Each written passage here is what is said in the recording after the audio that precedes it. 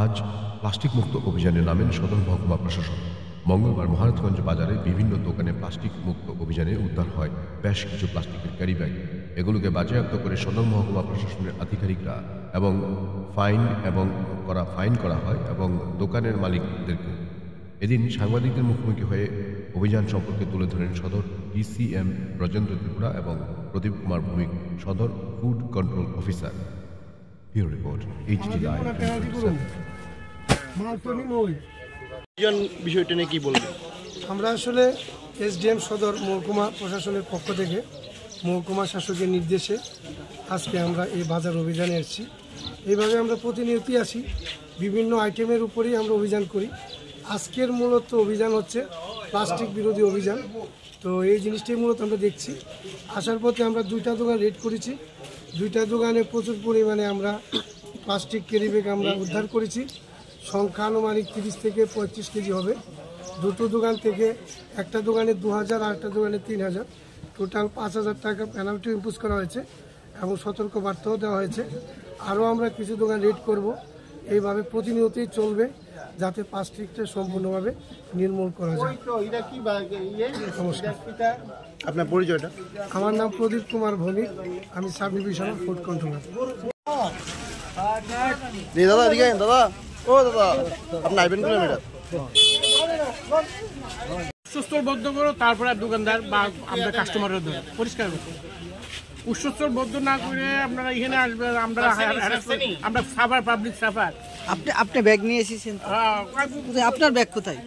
আমি দোকানদার না, আমি কাস্টমার আছে, কাস্টমার হিসেবে আমরা দোকান একটা গেলে ব্যবহার পাইতাম না। টোটালি বদ্ধ করে দিই। টোটালি বদ্ধ করতে গেলে জায়গায় বদ্ধ করতে বুঝতেছ।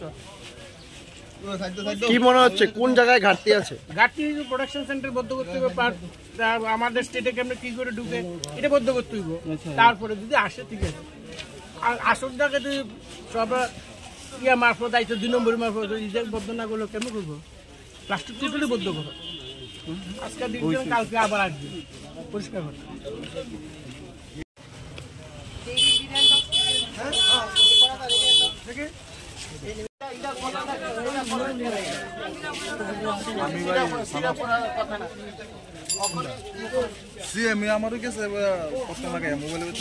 ব্যাগগুলি আসছে কোথা থেকে? আসলে ব্যাগ কোথা থেকে আছে এটা তো আমরা বলতে পারছি না, তো সেটের বাইরের থেকে আছে, কারণ সেটে তো এটার প্রোডাকশন ইন্ডাস্ট্রি নেই, সেটে এটার ইন্ডাস্ট্রি নেই।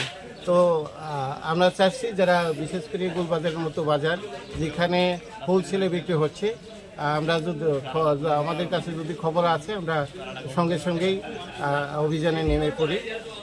সঙ্গে তো আরও অনেক এজেন্সি আছে, সবাইকে নিয়েই আমরা এগোচ্ছি। গোলবাজারের ব্যবসায়ীদের উদ্দেশ্যে কি বার্তা থাকবে? আমাদের গোলবাজারের ব্যবসায়ীদের উদ্দেশ্যে আমাদের এই বার্তা যে আপনারা প্লাস্টিক বর্জন করুন এবং যে ব্যাগ পচে যায় এবং আপনি একটু আগে বলেছেন যে কাগজের বানানো ব্যাগ বা কাপড়ের বানানো ব্যাগ এইগুলো ইউজ করে, যেটা সমাজের পক্ষে ভালো, পরিবেশের পক্ষে ভালো, ওই ব্যাগগুলি আপনারা ইউজ করুন। এগুলো কি সরকারের তরফ থেকে যদি কোনো কম রেটে জনগণকে দেওয়া হয় আমাদের মনে হয় অনেকটাই উপকৃত হবে, প্লাস্টিকটা অনেকটাই কমে যাবে। এটার জন্য রাজ্য সরকার কি উদ্যোগ নেবে? না, এটা তো রাজ্য সরকারের পরিকল্পনা। আমাদের কাছে এইরকম ইনস্ট্রাকশন নেই, বাতিল করে বলতে পারবো না। সুতরাং আমাদের শেষ কথা ওটাই, যে ব্যাগগুলো পচে যায় ওই ব্যাগগুলো ইউজ করেন,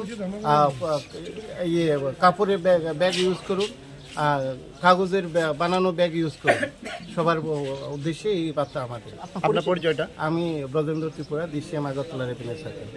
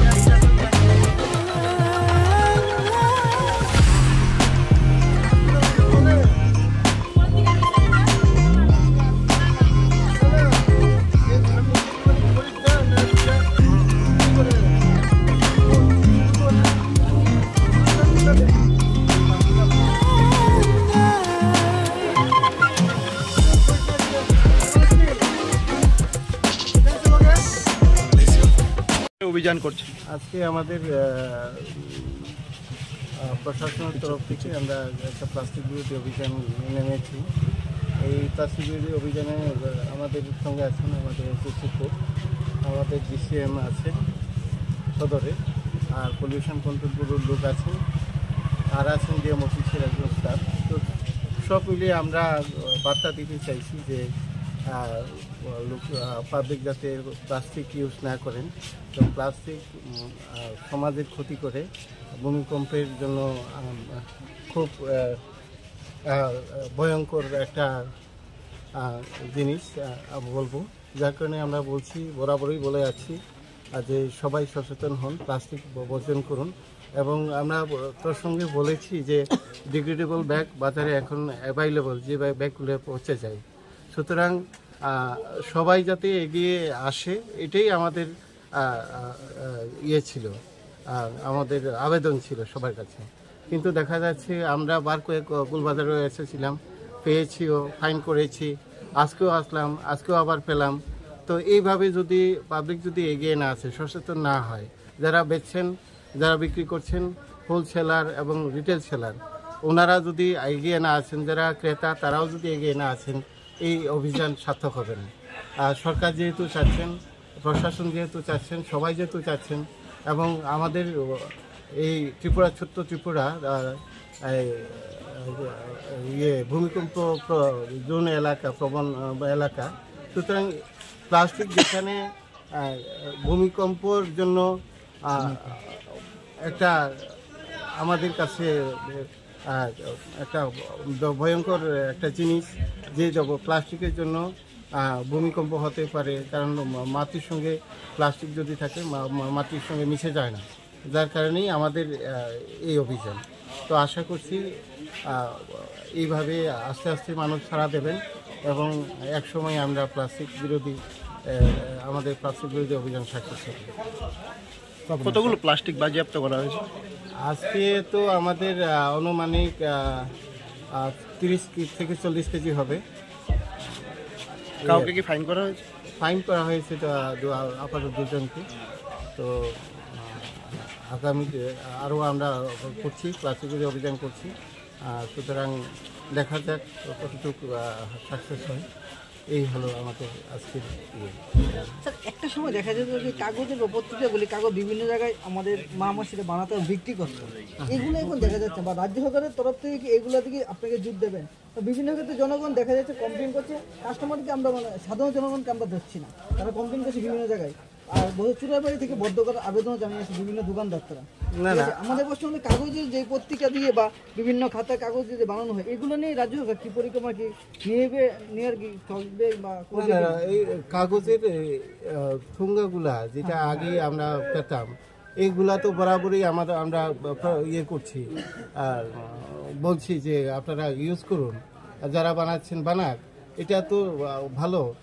আর সবচেয়ে আরেকটা ভালো প্লাস পয়েন্ট আমাদের, আমরা যেখানেই যাচ্ছি বলছি, যারা ডিগ্রেডেবল ব্যাগ দিচ্ছেন, যেমন জয়রাম এন্টারপ্রাইজ কমলপুরের, ওনার নাম্বার দিচ্ছি। এইখানে রামনগরের একজন আছেন, ওনার নাম্বার দিচ্ছি। ওনাদের কাছে অ্যাভেলেবল ব্যাগ আছে। সুতরাং পাবলিক যারা ক্রয় করছেন, যারা হোলসেলে বেচছেন, ওনার সঙ্গে যোগাযোগ করলে ওনারা দিয়ে যাবেন। সুতরাং যে প্লাস্টিক পচে না, ওইটা নেওয়ার দরকার নেই। যে প্লাস্টিক ডিগ্রেডেবল, যে ব্যাগ ডিগ্রেডেবল, ওইগুলাই ইউজ করার জন্য বলছি।